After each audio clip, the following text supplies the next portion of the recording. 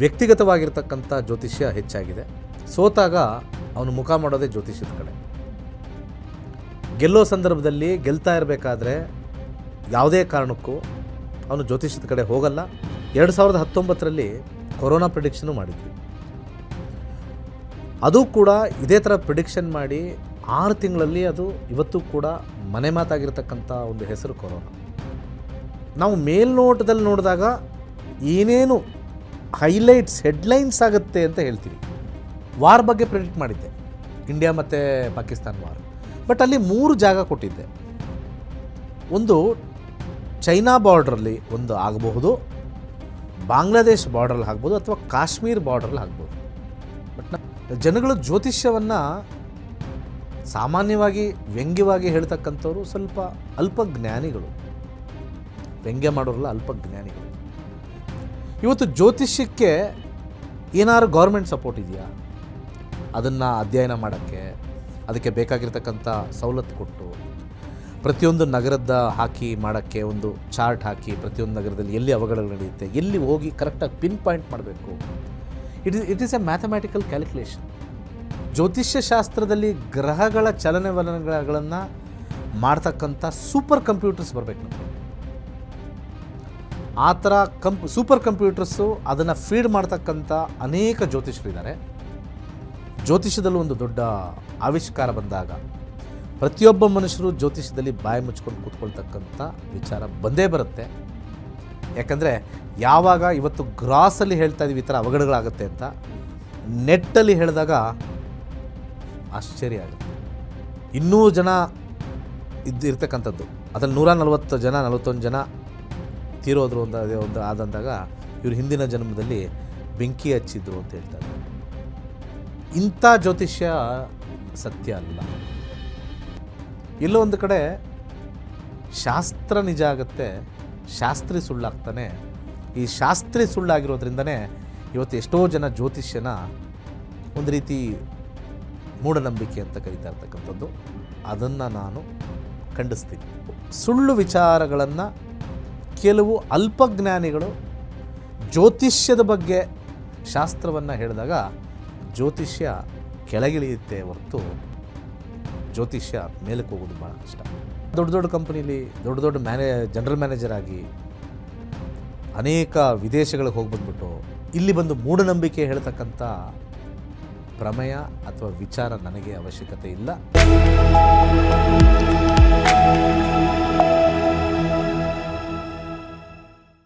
ಎಲ್ರಿಗೂ ನಮಸ್ಕಾರ. ನೀವು ನೋಡ್ತಾ ಇದ್ದೀರಾ ಟಿವಿ ವಿಕ್ರಮ. ನಕ್ಷತ್ರ ನಾಡಿ ಕಾರ್ಯಕ್ರಮಕ್ಕೆ ಸ್ವಾಗತ. ನಾನು ಮುಮ್ತಾಜ್ ಅಬ್ದುಲ್ ನೆಲ್ಲೆಡ್ಕ. ಗುರುಜಿ, ಕಾರ್ಯಕ್ರಮಕ್ಕೆ ಆತ್ಮೀಯವಾದಂತಹ ಸ್ವಾಗತ. ನಮಸ್ಕಾರ ಎಲ್ಲರಿಗೂ. ಗುರುಜಿ, ಅಹಮದಾಬಾದ್ ಅನ್ನುವಂಥ ಹೆಸರು ಕೇಳುವಾಗ ಇವಾಗ ಪ್ರತಿಯೊಬ್ಬರಿಗೂ ಕೂಡ ಏನೋ ಒಂದು ನೆಗೆಟಿವ್ ವೈಬ್ ಬರ್ತಾ ಇದೆ. ಯಾಕೆ ಅಂತ ಹೇಳಿದ್ರೆ, ಮೊದಲನೇದು RCB ಮ್ಯಾಚ್ ಆಗಿದ್ದಂಥದ್ದು, ಫೈನಲ್ ಮ್ಯಾಚ್ ಆಗಿದ್ದು ಅಹಮದಾಬಾದ್ನ ಸ್ಟೇಡಿಯಂನಲ್ಲಿ ನಡೆಯುತ್ತೆ. ಅದಾದ ನಂತರ ಇಲ್ಲಿ ವಿಜಯೋತ್ಸವ ಇರುತ್ತೆ. ಇಲ್ಲಿ ಕಾಲ್ ತುಡಿತಾಗಿ 11 ಮಂದಿ ಸಾವಾಗುತ್ತೆ. ಅದಾದ ನಂತರ ನೀವು ಯುಗಾದಿ ಪ್ರೆಡಿಕ್ಷನ್ ಅಲ್ಲಿ ಹೇಳಿದ್ರಿ ಗುರೂಜಿ, ಈ ವರ್ಷ ನಮ್ಮ ದೇಶ ಒಂದು ಕ್ರೂಷಿಯಲ್ ಏರ್ ಡಿಸಾಸ್ಟರ್ ಅನ್ನ ಕಾಣುತ್ತೆ ಅಂತ. ಅದೇ ರೀತಿಯಾಗಿ ಅಹಮದಾಬಾದ್ ವಿಮಾನ ದುರಂತ ಆಗುತ್ತೆ. 141 ಮಂದಿ ಪ್ರಾಣವನ್ನ ಕಳ್ಕೊಳ್ತಾರೆ. ಅದು ಕೂಡ ಅಹಮದಾಬಾದ್ ಅಲ್ಲೇ ನಡೆಯುವಂಥದ್ದು. ಆ ಅಹಮದಾಬಾದ್ ಫ್ಲೈಟ್ ನಂಬರ್ ಏನಿತ್ತು ಅದು AI-171. ಆ ಒಂದು ಘಟನೆ ಆದ ನಂತರ ಇದು ಬೇಡ, ಈ ಒಂದು ಸಂಖ್ಯೆ ಏನೋ ಒಂದು ನೆಗೆಟಿವ್ ಇದೆ ಅಂತ ಹೇಳಿ ಅದನ್ನ 159 ಅಂತ ಮಾಡ್ತಾರೆ. ಆದ್ರೆ ಆ ಸಂಖ್ಯೆಯಿಂದ ಕೂಡ ಫ್ಲೈಟ್ ಹೋಗಲ್ಲ, ಅದರಲ್ಲೂ ಏನೋ ಒಂದು ಸಮಸ್ಯೆ ಕಾಡುತ್ತೆ. ಸೊ ಇವೆಲ್ಲವನ್ನ ನೋಡಿದಾಗ ಏನೋ ಒಂದು ಅಹಮದಾಬಾದ್ ವಿಚಾರದಲ್ಲಿ ನಮಗೊಂದು ನೆಗೆಟಿವ್ ಸಿಗ್ತಾ ಇದೆ ಅಲ್ಲ ಗುರುಜಿ, ಯಾಕೆ ಅಂತ? ಮೊದಲಿಗೆ ಹೇಳಬೇಕು ಅಂದರೆ, ಆಲ್ರೆಡಿ ನಾವು ಯುಗಾದಿ ಭವಿಷ್ಯದಲ್ಲಿ ಈ ವರ್ಷ ಈ ಫ್ಲೈಟ್ ಆಕ್ಸಿಡೆಂಟ್ ಆಗ್ತಕ್ಕಂಥದ್ದು ಕ್ಲಿಯರ್ ಕಟ್ಟಾಗಿ ಒಂದು ಮೇಜರ್ ಏರ್ ಡಿಸಾಸ್ಟರ್ ಅಂತ ನಾನು ಆ ಒಂದು ಯುಗಾದಿ ಟೈಮಲ್ಲೇ ಹೇಳಿದ್ದೀನಿ. ಮೇಜರ್, ಅದು ಇತಿಹಾಸದಲ್ಲಿ ಬರೆದಿಡ್ತಕ್ಕಂಥದ್ದು, ಇವತ್ತು ಕಾಡ್ತಾ ಇದೆ ಅದು.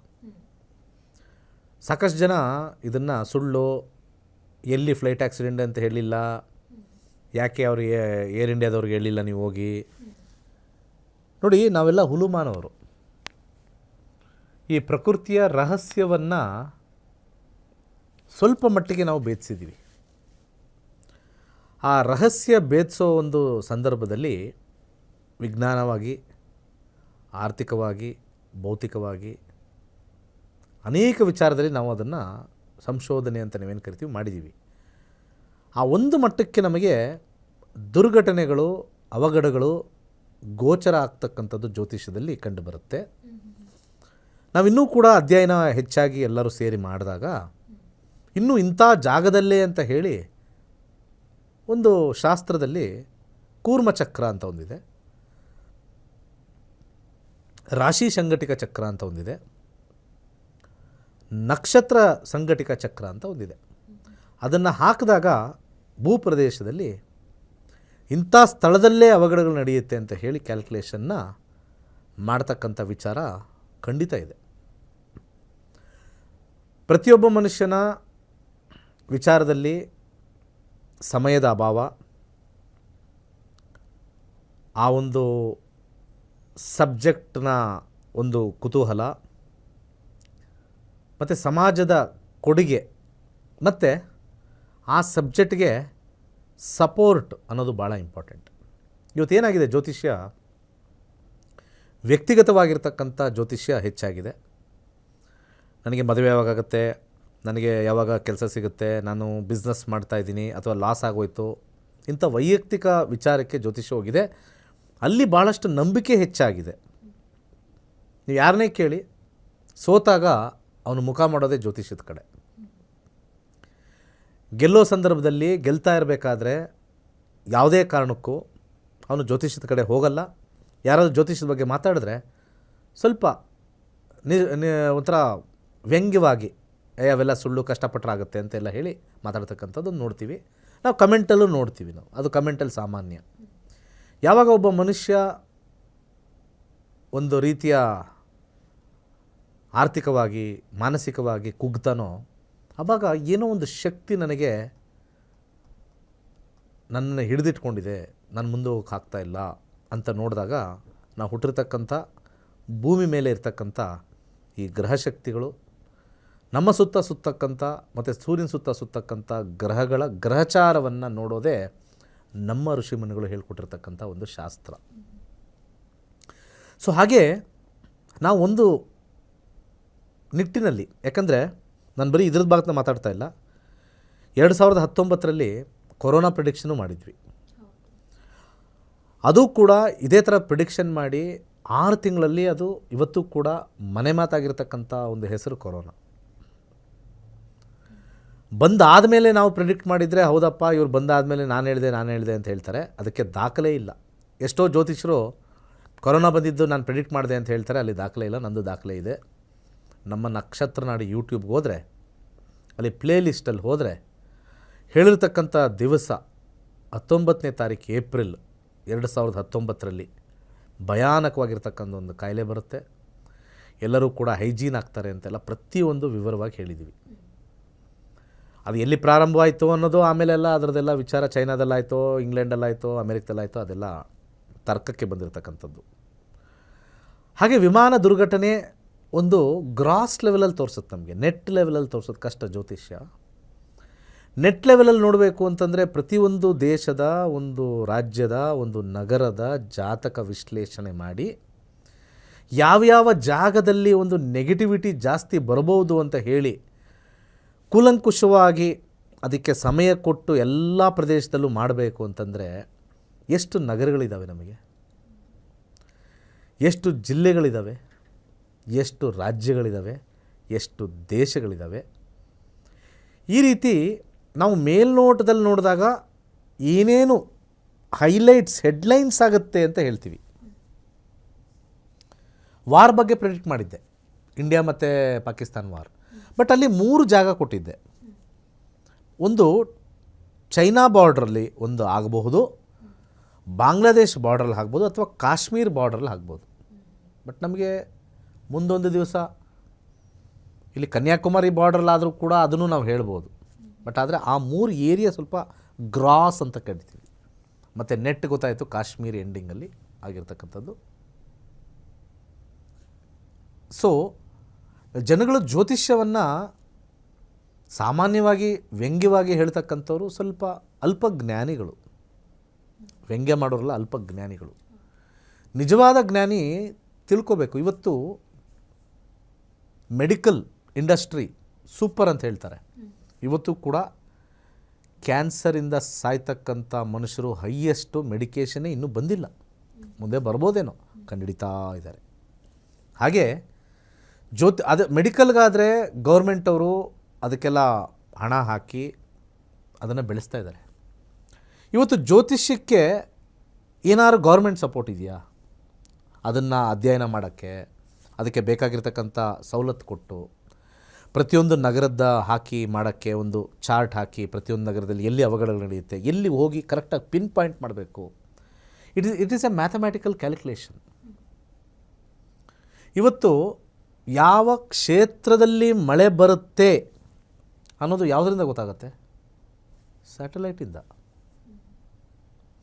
ಎಲ್ಲಿ ಮೋಡಗಳಾಗುತ್ತೆ,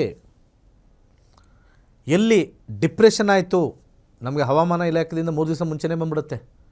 ಮುಂದಿನ ವಾರ ನಗರದಲ್ಲಿ ಮೋಡ ಕವಿದ ವಾತಾವರಣ, ಯಾಕಂದರೆ ಬೇ ಆಫ್ ಬೆಂಗಾಲ್ ಡಿಪ್ರೆಷನ್ ಆಗಿದೆ ಅಥವಾ ಅರೇಬಿಯನ್ ಸಮುದ್ರ ಸ್ವಲ್ಪ ಡಿಪ್ರೆಷನ್ ಏನೋ ಒಂದು ಬಂದ್ಬಿಡುತ್ತಲ್ವ. ಅಂದರೆ ಅಲ್ಲಿ ಸ್ಯಾಟಲೈಟ್ ಅನ್ನೋದು ಲಾಂಚ್ ಆಗಿದೆ ಮೇಲ್ಗಡೆ.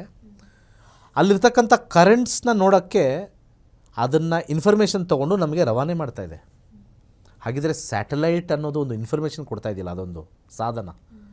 ಸ್ಯಾಟಲೈಟ್ ಎಷ್ಟು ಕೋಟಿ ಬೆಲೆ ಬಾಳುತ್ತೆ ಜಸ್ಟ್ ಒಂದು ಮಳೆ ಬರುತ್ತೆ ಅಂತ ಪ್ರೆಡಿಕ್ಟ್ ಮಾಡೋಕ್ಕೆ. ಅದೇ ಥರ ಜ್ಯೋತಿಷ್ಯ ಶಾಸ್ತ್ರದಲ್ಲಿ ಗ್ರಹಗಳ ಚಲನವಲನಗಳನ್ನು ಮಾಡ್ತಕ್ಕಂಥ ಸೂಪರ್ ಕಂಪ್ಯೂಟರ್ಸ್ ಬರಬೇಕು ನಮಗೆ. ಆ ಥರ ಸೂಪರ್ ಕಂಪ್ಯೂಟರ್ಸು ಅದನ್ನು ಫೀಡ್ ಮಾಡ್ತಕ್ಕಂಥ ಅನೇಕ ಜ್ಯೋತಿಷರಿದ್ದಾರೆ. ಮುಂದೊಂದು ದಿವಸ ನನಗೆ ಗೊತ್ತಿರೋ ಹಾಗೆ ಜ್ಯೋತಿಷದಲ್ಲೂ ಒಂದು ದೊಡ್ಡ ಆವಿಷ್ಕಾರ ಬಂದಾಗ ಪ್ರತಿಯೊಬ್ಬ ಮನುಷ್ಯರು ಜ್ಯೋತಿಷದಲ್ಲಿ ಬಾಯಿ ಮುಚ್ಕೊಂಡು ಕೂತ್ಕೊಳ್ತಕ್ಕಂಥ ವಿಚಾರ ಬಂದೇ ಬರುತ್ತೆ.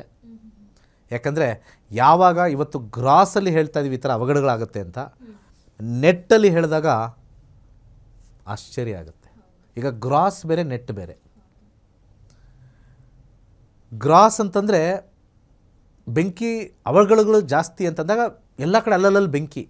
ನೆಟ್ ಅಂದರೆ ಇಂಥದ್ದೇ ಜಾಗ. ಆ ನೆಟ್ಗೆ ಹೋಗೋಕ್ಕೆ ನಮಗೆ ಸ್ವಲ್ಪ ಮ್ಯಾಥಮೆಟಿಕಲ್ ಕ್ಯಾಲ್ಕುಲೇಷನ್, ಎಲ್ಲ ಜಾಗದ ಡೇಟಾ ಲ್ಯಾಟಿಟ್ಯೂಡ್ ಲಾಂಗಿಟ್ಯೂಡ್ ತೊಗೊಂಡು ಪ್ರತಿಯೊಂದು ಏರಿಯಾದಲ್ಲೂ ಆ ಟೈಮಲ್ಲಿ ಬರ್ತಕ್ಕಂಥ ಒಂದು ಮ್ಯಾಟ್ರಿಕ್ಸ್, ಗ್ರಹಗಳ ಮ್ಯಾಟ್ರಿಕ್ಸ್. ಇವತ್ತು ಯಾರಾದರೂ ಒಬ್ಬರು ಲಂಡನಲ್ಲಿ ಈ ಸಮಯದಲ್ಲಿ ಹುಟ್ಟಿದ್ರೆ ಅವರ ಲಗ್ನ ಬೇರೆ ಆಗುತ್ತೆ, ಅಮೇರಿಕದಲ್ಲಿ ಹುಟ್ಟಿದ್ರೆ ಬೇರೆ ಆಗುತ್ತೆ, ಜಪಾನಲ್ಲಿ ಹುಟ್ಟಿದ್ರೆ ಬೇರೆ ಲಗ್ನ ಆಗುತ್ತೆ, ಇಂಡಿಯಾದಲ್ಲೇ ಹುಟ್ಟಿದ್ರೆ ಬೇರೆ ಲಗ್ನ ಆಗುತ್ತೆ, ಚೆನ್ನೈಯಲ್ಲಿ ಹುಟ್ಟಿದ್ರೆ ಸ್ವಲ್ಪ ಡಿಫ್ರೆನ್ಸು, ಬೆಂಗಳೂರಲ್ಲಿ ಹುಟ್ಟಿದ್ರೆ ಸ್ವಲ್ಪ ಡಿಫ್ರೆನ್ಸು, ಮಂಗಳೂರಲ್ಲಿ ಹುಟ್ಟಿದ್ರೆ ಸ್ವಲ್ಪ ಡಿಫ್ರೆನ್ಸ್.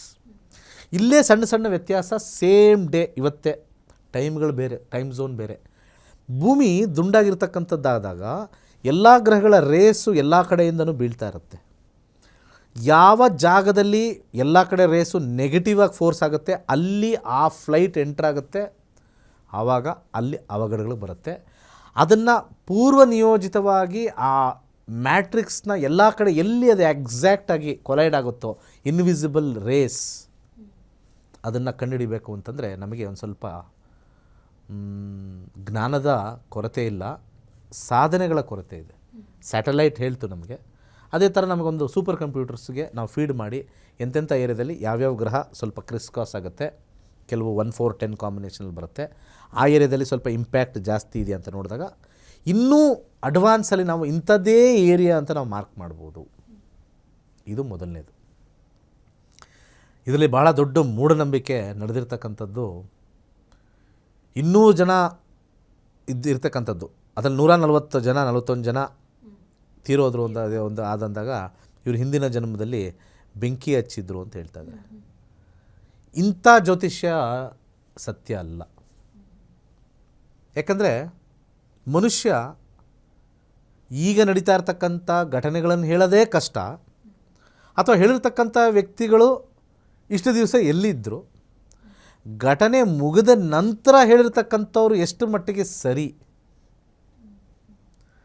ಹಾಗಿದ್ದರೆ ಅವರಿಗೆ ಆ 200 ಜನದ್ದು ಡೇಟಾ ಎಲ್ಲಿಂದ ಸಿಕ್ತು? ಅವರ ಆತ್ಮ ಈ ರೀತಿ ಹಿಂದಿನ ಜನ್ಮದಲ್ಲಿ ಮಾಡ್ತು ಅನ್ನೋದಕ್ಕೆ ಒಂದು ಡೇಟಾ ಬೇಕಲ್ವ? ಆ 141 ಆತ್ಮ ಇವ್ರ ಹತ್ರ ಬಂದು ಹೇಳೋಯ್ತಾ? ಎಲ್ಲೋ ಒಂದು ಕಡೆ ಶಾಸ್ತ್ರ ನಿಜ ಆಗುತ್ತೆ, ಶಾಸ್ತ್ರಿ ಸುಳ್ಳಾಗ್ತಾನೆ. ಈ ಶಾಸ್ತ್ರಿ ಸುಳ್ಳಾಗಿರೋದ್ರಿಂದನೇ ಇವತ್ತು ಎಷ್ಟೋ ಜನ ಜ್ಯೋತಿಷ್ಯನ ಒಂದು ರೀತಿ ಮೂಢನಂಬಿಕೆ ಅಂತ ಕರೀತಾ ಇರ್ತಕ್ಕಂಥದ್ದು. ಅದನ್ನು ನಾನು ಖಂಡಿಸ್ತೀನಿ. ಹಿಂದಿನ ಜನ್ಮದಲ್ಲಿ ಹಿಂಗೆ ಮಾಡಿದ್ರು ಹಂಗೆ ಮಾಡಿದ್ರು ಅಂತ. ಪ್ರತಿಯೊಬ್ಬ ಮನುಷ್ಯ ಕಾಡಿಗೆ ಏನು ಮನೆಗೆ ಬೆಂಕಿ ಹಾಕಿರ್ತಾನೆ, ಕಾಡಿಗೆ ಎಲ್ಲರೂ ಬೆಂಕಿ ಹಾಕಿದ್ರು. ಇತ್ತೀಚೆಗೆ ನಾನು ಕಾಡಿಗೆ ಹೋಗಿ ಬೆಂಕಿ ಹಾಕಿರ್ತಕ್ಕಂಥದ್ದು ಕರ್ಮ ಆದರೆ, ಕಾಡಲ್ಲಿ 2 ಮರಗಳು ಬಿದ್ದು ಬೆಂಕಿ ಹತ್ಕೊಂಡು ನಾಡೇ ಸುಟ್ಟೋಗ್ತಕ್ಕಂಥದ್ದೆಲ್ಲ ಮೊನ್ನೆ ಕ್ಯಾಲಿಫೋರ್ನಿಯಾ ಫೈರ್ಸಲ್ಲಿ ನೋಡಿದ್ವಿ. ರೀಸೆಂಟಾಗಿ ಕೆಲವು ಬೆಂಕಿ ಅವಘಡಗಳನ್ನೆಲ್ಲ ನೋಡಿದ್ವಿ, ಎಂಥ ಫಾರೆಸ್ಟ್ ಫೈರ್ಸ್ ನೋಡಿದ್ವಿ. ಅದನ್ನು ಯಾವ ರೀತಿ ನಾವು ಹೇಳೋದು? ಇದು ಎಲ್ಲೋ ಒಂದು ಸ್ವಲ್ಪ ಸಂದರ್ಭಕ್ಕೆ ಅವರ ವಿಚಾರವನ್ನು ಮುಂದಿಡಕ್ಕೆ ತಗೊಳ್ತಕ್ಕಂಥ ಒಂದು ಪ್ರಯತ್ನ ಇಲ್ಲಿ ಯಾರೋ ಒಬ್ಬರು ಹೇಳಿರ್ತಕ್ಕಂಥ ವ್ಯಕ್ತಿದಿರುತ್ತೆ ಹೊರತು ದಿಕ್ಕು ತಪ್ಪಿಸ್ತಕ್ಕಂಥ ಒಂದು ವಿಚಾರ ಬಿಟ್ಟರೆ. ಆದರೆ ಒಂದು ವಿಚಾರ ಮಾತ್ರ ನಾನು ಹೇಳೋಕ್ಕೆ ಇಷ್ಟಪಡ್ತೀನಿ, ಯಾರು ಆ ನೆಗೆಟಿವ್ ಝೋನ್ಗೆ ಯಾರು ಎಂಟರ್ ಆದರೂ ಕೂಡ ಅಲ್ಲಿ ಅವಘಡಗಳು ಗ್ಯಾರಂಟಿ. ಇದಕ್ಕೊಂದು ಆ್ಯಡ್ ಮಾಡಲಾ? ಫ್ಲೈಟಲ್ಲಿರೋರೇ ಸತ್ರ, ಬಿಲ್ಡಿಂಗಲ್ಲಿರೋರು ಸಾಯ್ಲಿಲ್ವಾ? ಸೊ ಆ ಬಿಲ್ಡಿಂಗಿಗೂ ಆ ಮ್ಯಾಟ್ರಿಕ್ಸು ಬಂದಿರಲಿಲ್ವಾ? ಮೇಲಿರ್ತಕ್ಕಂಥ ಮೆಶ್ಶು ಅಲ್ಲೂ ಹೋಯಿತು, ಬಿಲ್ಡಿಂಗಿಗೂ ಎಫೆಕ್ಟ್ ಆಯಿತು. ಈಗ ನಾವು ಬರೀ ವಿಮಾನ ಮಾತಾಡ್ತಾ ಇದ್ದೀವಿ. ಬಿಲ್ಡಿಂಗ್ ಅಲ್ಲಿ ಜನ ಇದ್ದರು. ಇದೇನೋ ನಿರ್ಜನ ಪ್ರದೇಶದಲ್ಲಿ ಹೋಗ್ಬಿದ್ದೀರಾ, ಓಕೆ, ಅಲ್ಲಿ ಯಾರೋ ಮೆಡಿಕಲ್ ಸ್ಟೂಡೆಂಟ್ ಅವರು ಇದ್ರು ಅಂತ, ಅವ್ರಿಗೆ ಯಾವ ಗ್ರಹಚಾರ? ಹಾಗಿದ್ರೆ ಇವ್ರು ಹೇಳಿರ್ತಕ್ಕಂಥ 141 ಜನ ಮಾತ್ರ ಸುಟ್ರ ಬೆಂಕಿನ? ಅಲ್ಲಿ ಮೆಡಿಕಲ್ ಸ್ಟೂಡೆಂಟ್ಸ್ ಅಲ್ಲೂ ಸ್ವಲ್ಪ ಕೆಲವರು ತೀರೋದ್ರು ಪಾಪ, ಅಲ್ಲಿಯೂ ಸ್ವಲ್ಪ ಸಮಸ್ಯೆ ಆಯಿತು. ಅವ್ರದ್ದು ಲೆಕ್ಕ ಬಂದಿಲ್ಲ, ತಗೊಂಡಿಲ್ಲ ನಾವು ಯಾರು. ಅವರೂ ಆ ಬೆಂಕಿಲಿ ಇದ್ರ, ಬೆಂಕಿ ಹಚ್ಚೋ ಕಾರ್ಯಕ್ರಮದಲ್ಲಿ. ಇಂಥ ಒಂದು ಸುಳ್ಳು ವಿಚಾರಗಳನ್ನು ಕೆಲವು ಅಲ್ಪಜ್ಞಾನಿಗಳು ಜ್ಯೋತಿಷ್ಯದ ಬಗ್ಗೆ ಶಾಸ್ತ್ರವನ್ನು ಹೇಳಿದಾಗ ಜ್ಯೋತಿಷ್ಯ ಕೆಳಗಿಳಿಯುತ್ತೆ ಹೊರತು ಜ್ಯೋತಿಷ್ಯ ಮೇಲಕ್ಕೆ ಹೋಗೋದು ಭಾಳ ಕಷ್ಟ. ಜ್ಞಾನಿಗಳು ಬಂದು ಹೇಳಬೇಕು. ಯಾಕಂದರೆ ಕಲಿಯುಗದಲ್ಲಿ ಜ್ಯೋತಿಷ್ಯರನ್ನ ಮತ್ತು ಜ್ಯೋತಿಷ್ಯನ, ಒಳ್ಳೆಯ ಜ್ಯೋತಿಷ್ಯರನ್ನ ಮತ್ತು ಜ್ಯೋತಿಷ್ಯನ ಸ್ವಲ್ಪ ಮಟ್ಟಿಗೆ ಒಂದು ರೀತಿ ಅವಹೇಳನ ಮಾಡ್ತಕ್ಕಂಥದ್ದು ನಾನು ನೋಡಿದ್ದೀನಿ. ಮತ್ತು ಒಂದು ವಿಚಾರ, ನಾನು ಜ್ಯೋತಿಷ್ಯಕ್ಕೆ ಅಧ್ಯಯನ ಮಾಡಿರ್ತಕ್ಕಂಥದ್ದು 30 ವರ್ಷ ಆಗಿರ್ಬೋದು. ಜ್ಯೋತಿಷ್ಯಕ್ಕೆ ಬಂದಿರೋದು ಕಳೆದ 10 ವರ್ಷದಿಂದ ಜ್ಯೋತಿಷ್ಯ ಹೇಳ್ಕೊಡೋಕ್ಕೆ. ಇದುವರೆಗೂ 65,000 ಜನ ವಿದ್ಯಾರ್ಥಿಗಳು ಕಲ್ತಿದ್ದಾರೆ. ಇದೇ ಆಗಸ್ಟಲ್ಲಿ 108ನೇ ಬ್ಯಾಚ್ ನಡೆಯುತ್ತೆ. ದೊಡ್ಡ ಕಂಪನಿಲೆಲ್ಲ ವರ್ಕ್ ಮಾಡಿ ನಾನು ಮೂಢನಂಬಿಕೆ ಹೇಳಕ್ಕೆ ಬರ್ತಾ ಇರಲಿಲ್ಲ. ಅಂಥ ದೊಡ್ಡ ಕಂಪನೀಲಿ ದೊಡ್ಡ ಜನರಲ್ ಮ್ಯಾನೇಜರ್ ಆಗಿ ಅನೇಕ ವಿದೇಶಗಳಿಗೆ ಹೋಗಿ ಬಂದ್ಬಿಟ್ಟು ಇಲ್ಲಿ ಬಂದು ಮೂಢನಂಬಿಕೆ ಹೇಳ್ತಕ್ಕಂಥ ಪ್ರಮೇಯ ಅಥವಾ ವಿಚಾರ ನನಗೆ ಅವಶ್ಯಕತೆ ಇಲ್ಲ. ಇದರಲ್ಲೊಂದು ವಿಜ್ಞಾನ ಇದೆ. ತಿಳ್ಕೊಳ್ಬೇಕು ಅಂತಂದರೆ ಬಂದು ತಿಳ್ಕೊಳ್ಳಿ. ಹಾಗೆ ಇಲ್ಲಿ ನಡೆದಿರ್ತಕ್ಕಂಥ ಅವಘಡಗಳಿಗೆಲ್ಲ ಮೇಲೆ ಇರತಕ್ಕಂಥ ಮ್ಯಾಟ್ರಿಕ್ಸು ಹೆಲ್ಪ್ ಆಗುತ್ತೆ ಅಂತ ಹೇಳಕ್ಕೆ ಇಷ್ಟಪಡ್ತೀನಿ ಅಷ್ಟೇ. Thank you Guruji. ಗುರೂಜಿ ಹೇಳಿದ ಹಾಗೆ ಜ್ಯೋತಿಷ್ಯ ಅನ್ನುವಂಥದ್ದು ಸುಳ್ಳಲ್ಲ, ಆದರೆ ಒಂದಷ್ಟು ಮಂದಿ ತಮ್ಮ ಅನುಕೂಲಕ್ಕೆ ತಕ್ಕ ಹಾಗೆ ಒಂದಷ್ಟು ಸುಳ್ಳುಗಳನ್ನು ಹೇಳೋ ಮೂಲಕ ಇವತ್ತು ಜ್ಯೋತಿಷ್ಯ ಅನ್ನುವಂಥದ್ದು ನಂಬಲಾರದ ಸ್ಥಿತಿಗೆ ತಲುಪಿ ನಿಂತಿದೆ, ಕೆಲವರಿಂದಾಗಿ ಕೆಲವು ಮಂದಿಗೆ ಅಂತ ಹೇಳಬಹುದು. ಹಾಗಾಗಿ ಇಂತಹ ವಿಚಾರಗಳನ್ನು ನೀವು ತಿಳ್ಕೊಳ್ಬೇಕು ಅಂತ ಹೇಳಿದ್ರೆ ಗುರೂಜಿಯವರ ತರಗತಿಗಳು ಆರಂಭ ಆಗುತ್ತೆ. ಆಗಸ್ಟ್ 11ನೇ ತಾರೀಕಿನಿಂದ ತರಗತಿಗಳಿದೆ. ಈ ಶನಿವಾರ ಫ್ರೀ ಕ್ಲಾಸಸ್ ಕೂಡ ಇದೆ, ನೀವು ಜಾಯಿನ್ ಆಗಬಹುದು. ಎಲ್ಲ ವಿಚಾರಗಳನ್ನು, ನಿಮ್ಮ ಎಲ್ಲ ಅನುಮಾನಗಳನ್ನು ಕೂಡ ಪರಿಹರಿಸ್ಕೊಳ್ಬಹುದು ಅಂತ ಹೇಳ್ತಾ ನೋಡ್ತಾ ಇರಿ ಟಿವಿ ವಿಕ್ರಮ ನಕ್ಷತ್ರ ನಾಡಿ ಕಾರ್ಯಕ್ರಮ. ನಮಸ್ಕಾರ.